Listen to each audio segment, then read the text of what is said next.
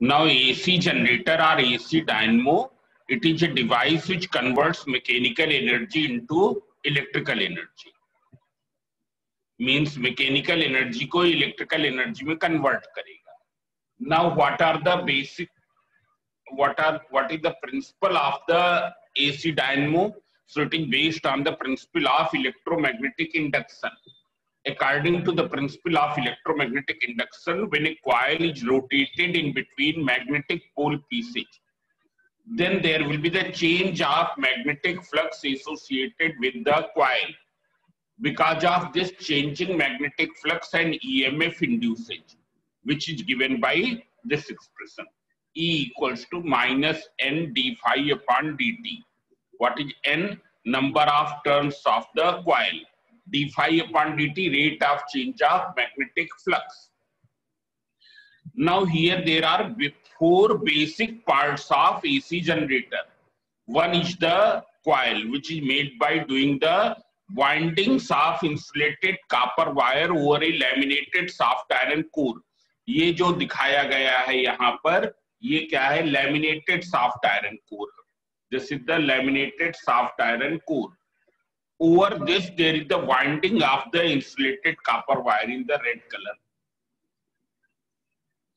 Now see here, the ends of the coil are connected to two coaxial rings. These ends are connected to two coaxial rings, R1 and R2, which are in tight contact of the carbon brushes B1 and B2. The other ends of carbon brushes, across the other ends of carbon brushes, load is connected.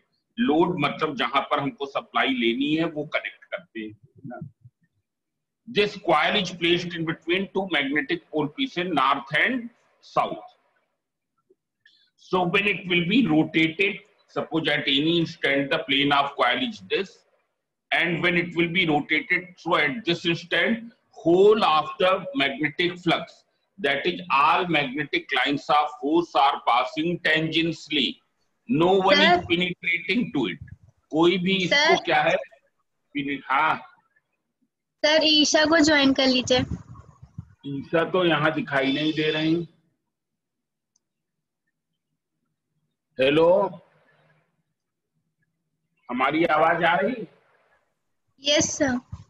हाँ, ईशा जैसे ही दिखाई देंगी join कर लेंगे. ये क्या है? ये प्लेन ऑफ कॉइल है. At any instant plane of coil is this. When it will be rotated, what will happen? The linkage of magnetic flux through this coil will increase. Linkage of magnetic flux क्या होगी? Increase करेगी. आया समझे? And because of that, and a current will be induced. When it will be reached at this position, the linkage of flux will be maximum. Linkage of flux क्या होगी? Maximum होगी. क्यों? क्योंकि सबकी सब मैग्नेटिक लाइंस ऑफ फोर्स इधर से penetrate करके इधर से निकल जाती है. So linkage of flux will be maximum. Now when it is further rotated, linkage of flux will decrease. It's clear? Linkage of flux क्या होगी? डिक्रीज करेगी. मतलब आप देख लो होगा क्या. करंट में क्या है? सपोज किसी टाइम t इक्वल टू 0 पर इसकी पोजीशन ये, ऐसा जब इस समय इससे क्या है? मैक्सिमम फ्लक्स लिंक है. लिंकेज ऑफ फ्लक्स क्या है? मैक्सिमम है. When it will B rotated, linkage of flux क्या होगी? डिक्रीज करेगी. करेगी कि नहीं? तो इंड्यूस्ड करंट कैसी होनी चाहिए? इंड्यूस्ड करंट ऐसी होनी चाहिए जो फ्लक्स इसी डायरेक्शन में सेटअप करे और उसका नंबर क्या हो? इंक्रीज करे. हमको मालूम है जब किसी कॉइल से करंट पास होती है तो वो क्या हो जाता है? वो मैग्नेटिक फ्लक्स प्रोड्यूस करता है. When the current passes through any coil, then what will happen? It will produce the magnetic flux. तो when it is rotated from this position to this position, linkage of flux is decreasing. जो flux पहले 100 weber का link था तो अब क्या है? 90. फिर 70, फिर 60, अब क्या हो गया, 0 हो गया। लिंकेज ऑफ फ्लक्स डिक्रीज हो रहा है। तो जो इंड्यूस्ड करंट होगी according to the Lenz law, उसकी टेंडेंसी कैसी होगी, जो क्या करना चाहेगी, इस डिक्रीजिंग फ्लक्स को इंक्रीज करना चाहेगी। और इस डिक्रीजिंग फ्लक्स को इंक्रीज कैसे कर सकती है, by producing more and more current, क्योंकि जितना अधिक करंट होगी उतना ही अधिक क्या होगा, फ्लक्स भी प्रोड्यूस होगा। बी किसके प्रोपोर्शनल होता है, B is proportional to I। आए समझे, तो जितना अधिक करंट पास होगी उतना ही अधिक B होगी। So what will be the tendency of induced current? It will be such which produces the magnetic flux in the same direction, मतलब जो डायरेक्शन है इसकी उसी डायरेक्शन में मैग्नेटिक फ्लक्स प्रोड्यूस करेगा, and it will increase in magnitude. It will increase in magnitude मतलब current का magnitude क्या होगा, 0 से एक डेफिनेट वैल्यू तक इंक्रीज करेगा। हो जाएगा ना, 0 से, अरे क्या हो रहा,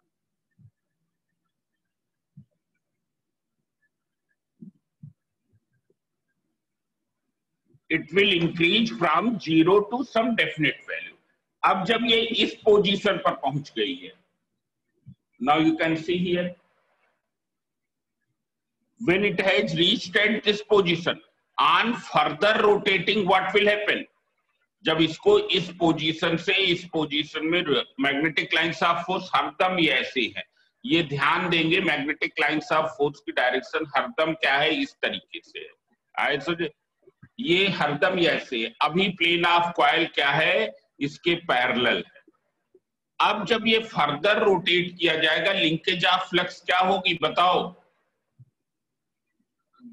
कम हो जाएगी।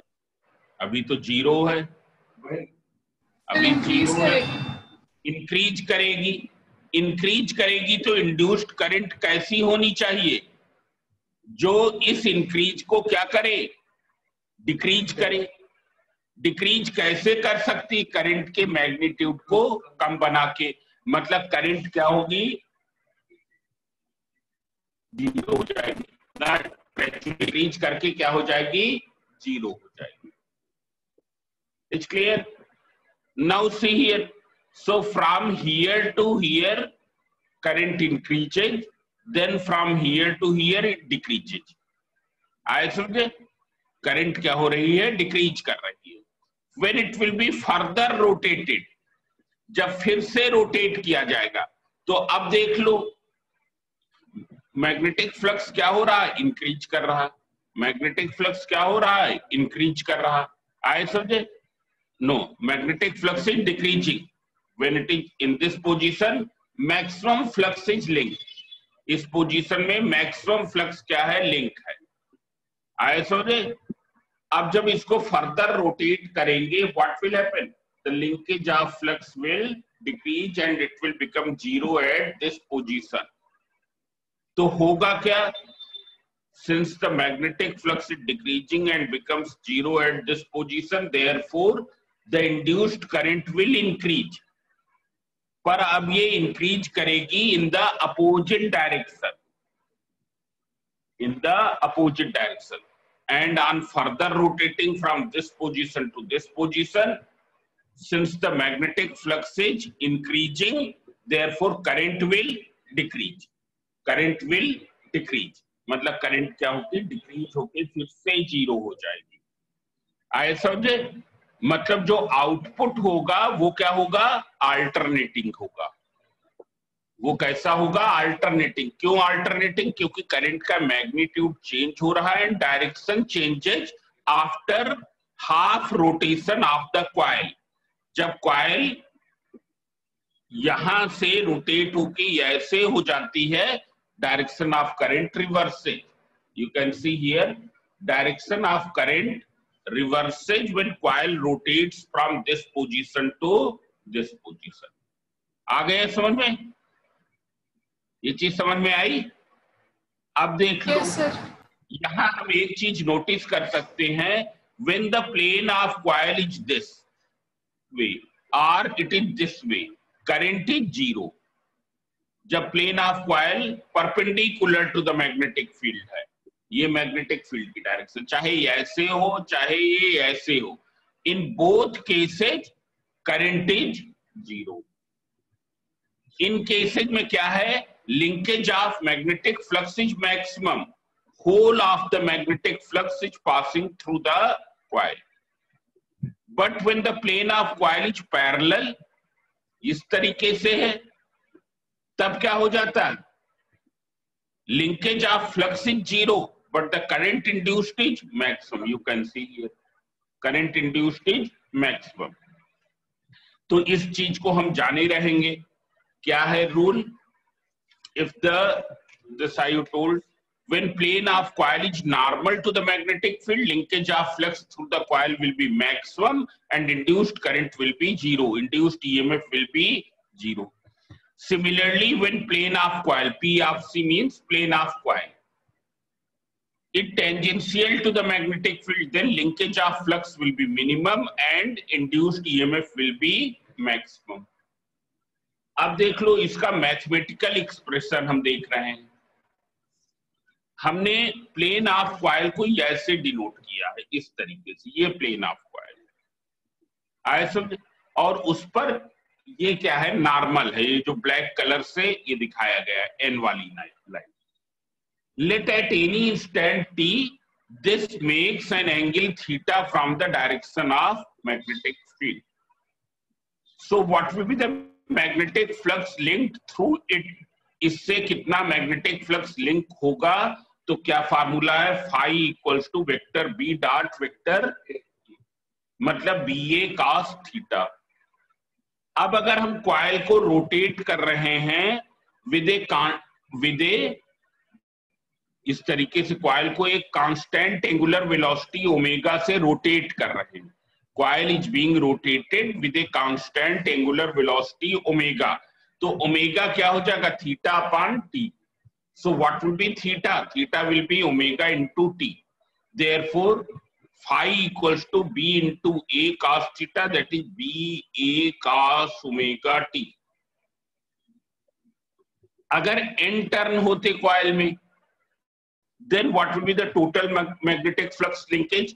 It will be equal to n b a cos omega t. So what will be the induced EMF? Induced EMF क्या हो जाएगा, E equals to minus d phi upon dt. E will be equal to minus d phi upon dt. That is minus d by dt NBA cos omega t. NBA को हमने बाहर कर लिया, d by dt of cos omega t, d by dt of cos omega t minus omega sin omega t. तो ये expression क्या हो गया, E equals to NBA omega minus minus plus sin omega t. This is clear? Now see here, NBA omega will have the same dimension as E. ये तो इसकी unit volt है, तो इसकी भी यूनिट क्या होगी, वोल्ट होगी।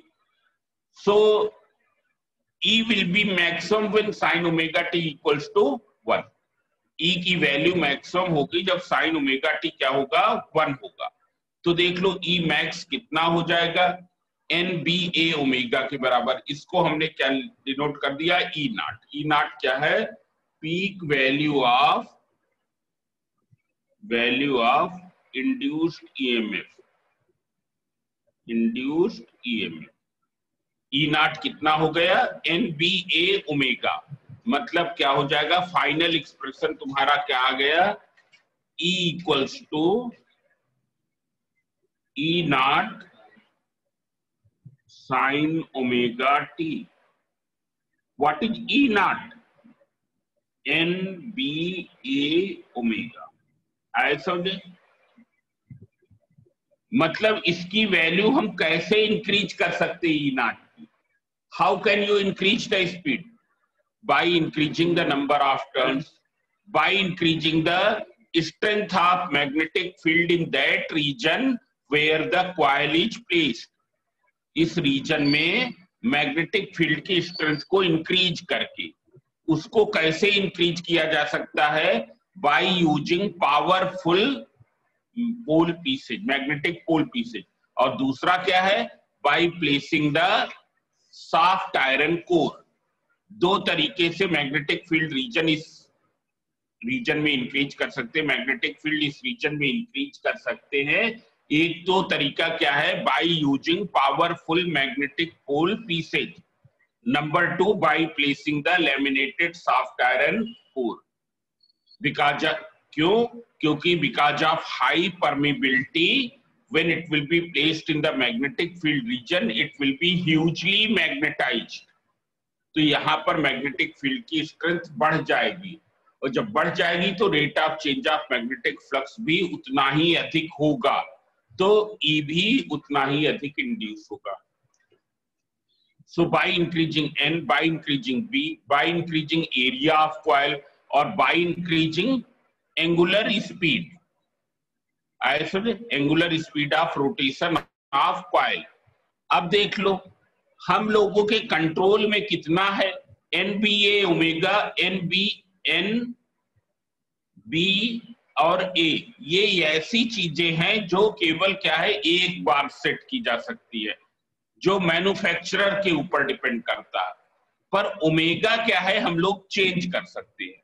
तुम लोगों ने देखा होगा जनरेटर को अगर हम अधिक स्पीड पर रन कर दें, उसको और स्पीड उसकी बढ़ा दें, तो वोल्टेज क्या हो जाता है? बढ़ जाता है। जहां जनरेटर लगे रहते हैं देखा होगा, अगर स्पीड बढ़ा देंगे तो वोल्टेज क्या हो जाता है? बढ़ जाता है। आए समझे? तो हम लोगों के कंट्रोल में केवल ओमेगा है। ये तो क्या है? डिपेंड्स अपॉन द मैन्युफैक्चरर कि उसको किस स्पेसिफिकेशन का जनरेटर बनाने को बोला गया है। आ गया समझ में?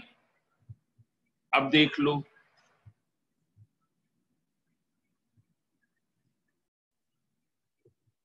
now what is transformer? So transformer is a device which changes the magnitude of AC EMF. It is a device which increases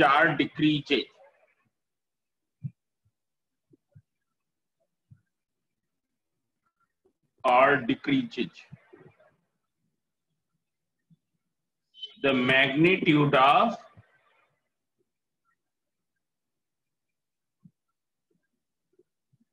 AC voltage. AC voltage को इंक्रीज कर देता है या डिक्रीज कर देता है। देख लो, क्या ये इंक्रीज डिक्रीज करने पर क्या पावर भी चेंज होगी? तो पावर नहीं चेंज होगी। आए समझे? सपोज ये एक ट्रांसफार्मर है, हमने इसमें लो वोल्टेज लगाया, लो वोल्टेज, ये ट्रांसफार्मर है तुम्हारा, और इसने हाई वोल्टेज प्रोड्यूस कर दिया, हाई वोल्टेज प्रोड्यूस कर दिया। मतलब यहां हमने लगाया 150 वोल्ट और इसने क्या कर दिया? उसको 220 वोल्ट बना दिया। क्या इस प्रोसेस में पावर चेंज होगी? क्या पावर चेंज होगी? Power will change or not? Change or not? बताओ, पावर चेंज होगी कि नहीं? तो पावर नहीं चेंज होगी ना। पावर चेंज होने का मतलब ये हो जाएगा कि हम लगा तो रहे हैं, इनपुट एनर्जी कम है और आउटपुट एनर्जी ज्यादा है, जो कि किसी भी मशीन के प्रिंसिपल के अगेंस्ट है। आए समझे? Output power in ideal case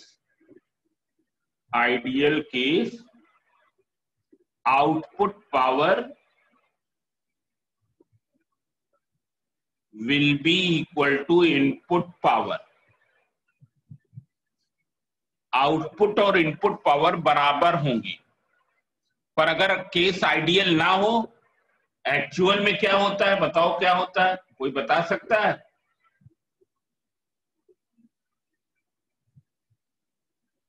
बोले।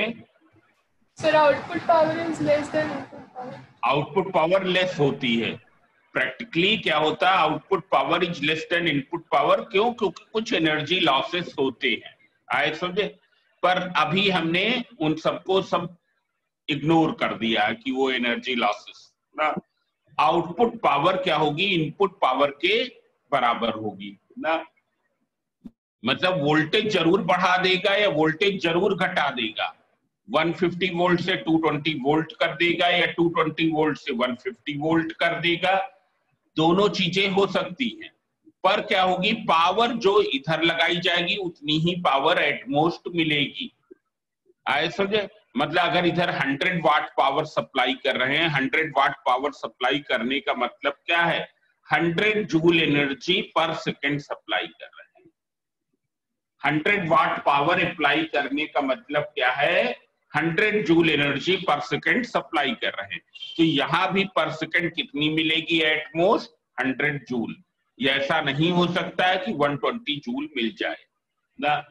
ऐसा आउटपुट पावर इनपुट पावर के बराबर होगी। अब इलेक्ट्रिकल पावर का फार्मूला है voltage into current, voltage into current. तो सपोज इधर हमने वोल्टेज लगाया Vp और करंट जो प्रोड्यूस हुई वो Ip। वोल्टेज हमने लगाया Vp, करंट प्रोड्यूस हुई Ip। इधर जो वोल्टेज हमको मिला वो सपोज हुआ Vs और करंट जो हुई वो Is। वोल्टेज जो प्रोड्यूस हुआ वो Vs है, करंट जो प्रोड्यूस हुई वो Is। अब वोल्टेज इधर कितनी इधर पावर हो गई, इधर वोल्टेज है Vp, करंट है Ip। So what is the input power, input power will be equal to Vp into Ip। What is the output power,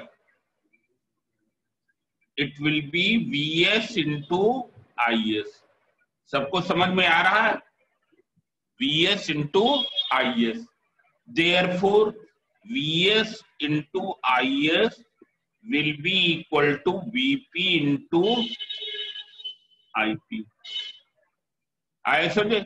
या हम इसको ऐसे लिख ले, Vs upon Vp equals to Vs upon Vp equals to Ip upon Is। तो फिर से एक बार समझ लें, ट्रांसफार्मर क्या है, it is a device which increases और decreases the magnitude of AC voltage.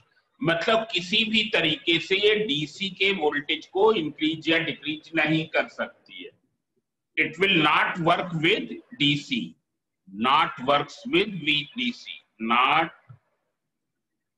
Works with DC. DC के साथ ये वर्क नहीं करेगी।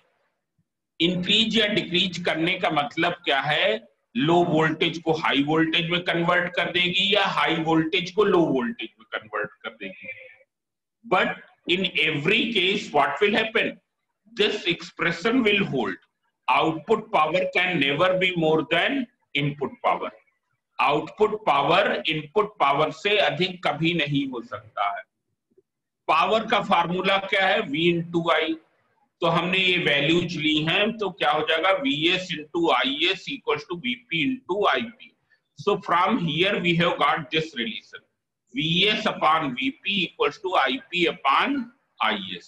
It's clear, Vs upon Vp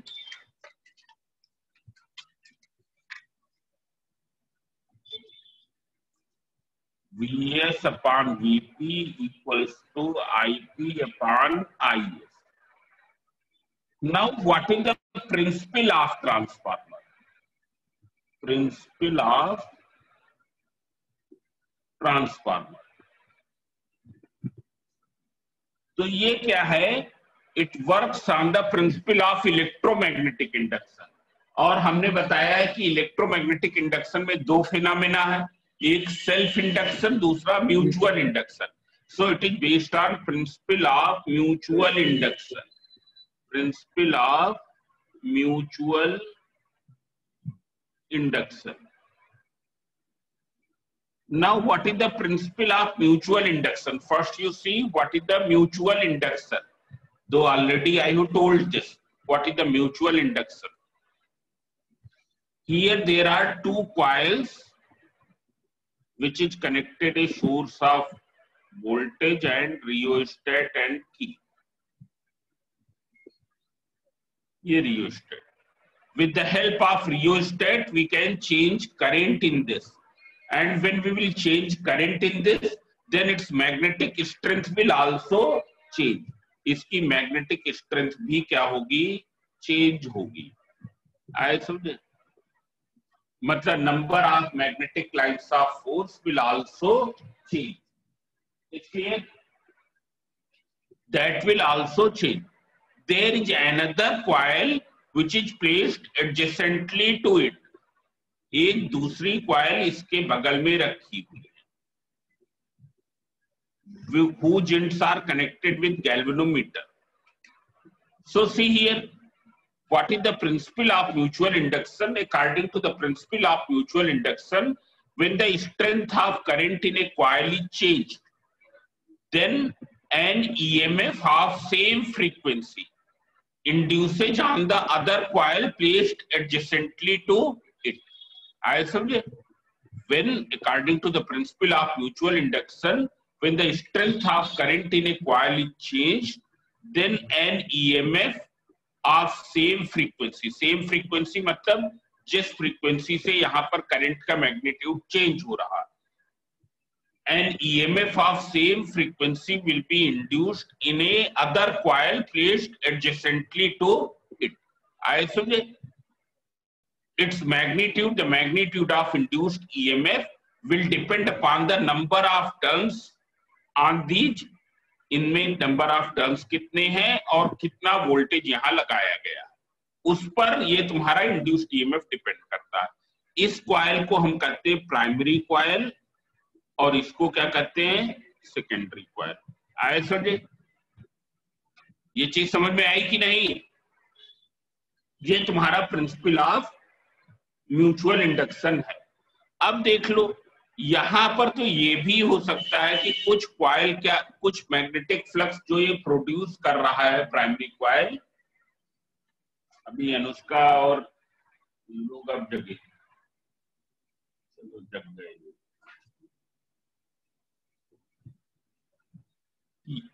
Here it is possible that some of the magnetic flux get leaked.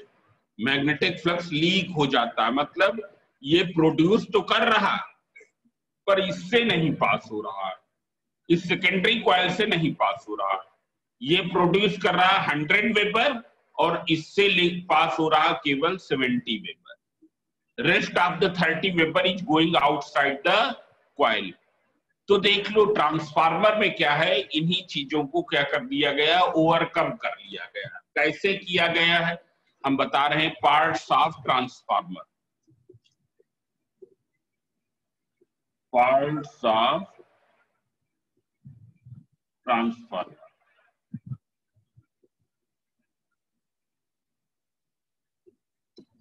So here this is a laminated soft iron core. एक ये laminated soft iron core है, whose central portion has been removed. इसके central part को remove कर दिया गया. हम बना रहे हैं, पहले पूरा बना ले तो फिर बताएं.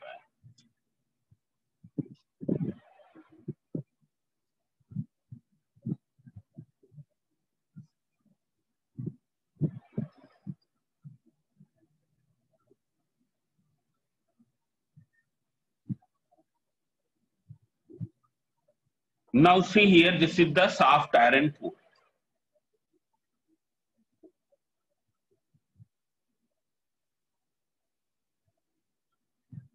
ये पोर्शन खाली है, ये जो पोर्शन दिखा रहे हैं ये खाली है. जैसे ये यहाँ पर इतना पोर्शन हम कट करके क्या कर दे, निकाल दे. आए समझे? ये एक थिन लैमिना है सॉफ्ट आयरन का, और जैसे हम क्या कर लें 150 लैमिना लेके उनको इंसुलेट करके क्लैंप कर दें तो एक थिक कोर बन जाएगी. आए समझे? ये लैमिनेटेड सॉफ्ट आयरन कोर है. जिसका यूज क्यों है वो अभी हम बताएंगे।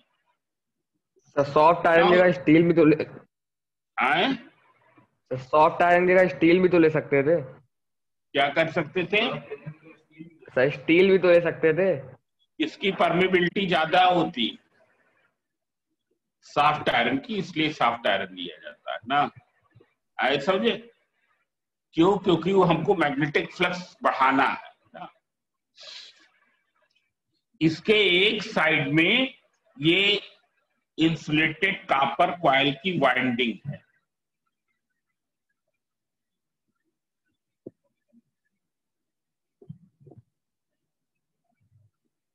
और तो तुमने सुना होगा कि कोर क्या है, एल्युमिनियम की बनने लगी है, वो तो अलग बात है। ये एक इंसुलेटेड कॉपर कॉइल की वाइंडिंग है and it is connected to an alternating source which we have to increase, whose magnitude we have to increase or decrease, जिसके मैग्नीट्यूड को हमको इंक्रीज करना है या डिक्रीज करना है। ऐसा अब देख लो, जब क्या है ये अल्टरनेटिंग वोल्टेज यहां पर अप्लाई किया जाएगा, here there is the winding of the thick insulated copper wire which is closely wounded. Let there are how many turns are there? Np. So when this alternating current will flow through it, जब एक alternating current यहां पर flow करेगी तो क्या होगा? कौन सा फिनोमेना होगा? बोलो कौन सा फिनोमेना होगा? जब एक वेरिंग करंट इस कॉइल के थ्रू होकर फ्लो होगी तो कौन सा फिनोमेना होगा? सेल्फ इंडक्शन का। कौन सा होगा? Self induction. तुमको मालूम है कि अगर किसी कॉइल से वेरिंग करंट फ्लो हो, then what will happen? An EMF induces in that coil because of the varying magnetic flux through the coil. मालूम है कि नहीं? बोलो। Yes sir. अब देख लो, हमने एज्यूम कर लिया है कि rate of change of magnetic flux कितना है? d phi अपॉन dt है। कितना है? d phi upon dt। आए समझे? तो जब एक यहां पर मैग्नेटिक अल्टरनेटिंग वोल्टेज लगाते हैं, then it induces an EMF across this because of the changing magnetic flux. It induces an EMF across this because of the changing magnetic flux, and that EMF we have taken EP equals to minus NP d phi upon dt, minus NP into d phi upon dt. Now if we assume that this is a thick coil, अगर ये coil क्या हो? thick हो, then it will be Vp will be equal to what? Vp will become equal to nearly equal to EP. आए सुने? क्योंकि अगर thick coil होगी तो रेजिस्टेंस क्या होगा? कम होगा। हमने कॉपर की कॉइल यूज किया, कॉपर की रेजिस्टिविटी भी बहुत लो होती है। तो ये क्या है? So in that case what will happen? There will be the same induced EMF as the applied voltage, as the applied AC voltage. क्योंकि अगर कोई R नहीं है तो कोई ड्रॉप तो हो नहीं रहा, I इंटू R तो हो नहीं रहा, I इंटू R नहीं हो रहा, तो अप्लाइड वोल्टेज किसके बराबर हो जाएगा? इंड्यूस्ड वोल्टेज के इक्वल हो जाएगी। और इंड्यूस्ड वोल्टेज कैसे मिलेगी तुमको? इस तरीके से। Now see here, since this is wounded over the soft iron core, therefore the magnetic flux which will produce here that will pass through the core, वो कोर के थ्रू ही होके पास होगा। क्यों? क्योंकि सॉफ्ट आयरन कोर क्या कर लेता है? It concentrates the magnetic lines of force within it. ये मैग्नेटिक लाइंस ऑफ फोर्स को अपने आप में ही कंसंट्रेट कर लेता है, उनको बाहर नहीं जाने देता। आए समझे? It concentrates the magnetic lines of force within it, अपने अंदर ही लाइंस ऑफ फोर्स को क्या कर लेगा? कंसंट्रेट कर लेगा। So if there is another coil is wounded here, अगर यहां पर दूसरे साइड में एक दूसरी कॉइल वुंडेड है, आए समझे? तो जितना d phi upon d t यहां होगा वही d phi upon d t क्या होगा, यहां भी होगा। होगा कि नहीं? If whole of the magnetic flux produced by it passes through this coil, then same rate of change of